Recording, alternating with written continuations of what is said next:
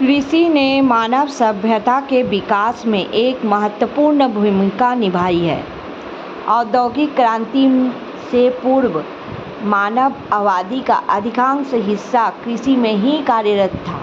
कृषि तकनीकों के विकास के कारण कृषि उत्पादकता में लगातार वृद्धि हुई है और एक समय अवधि के दौरान इन तकनीकों के व्यापक प्रसार को अक्सर कृषि क्रांति कहा जाता है।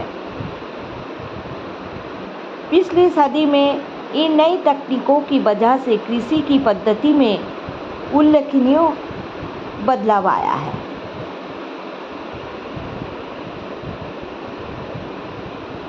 कृषि ने मानव सभ्यता के विकास में एक महत्वपूर्ण भूमिका निभाई है।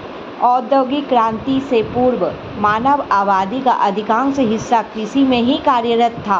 कृषि तकनीकों के विकास के कारण कृषि उत्पादकता में लगातार वृद्धि हुई है। भारत में कृषि का शुरुआत सिंधु घाटी सभ्यता से हुई।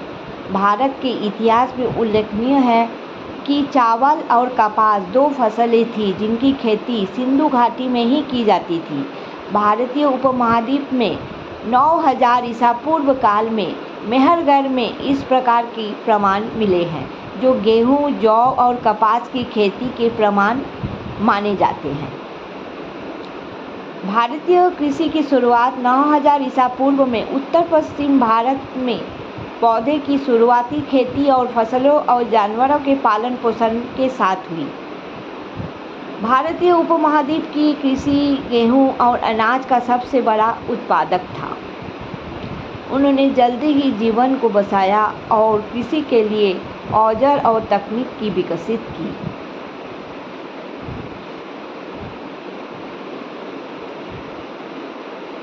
इसके फलस्वरूप भारतीय कृषि उत्पाद तत्कालीन वाणिज्य व्यवसाय के द्वारा विश्व बाजार में अपना पहचान बढ़ाया।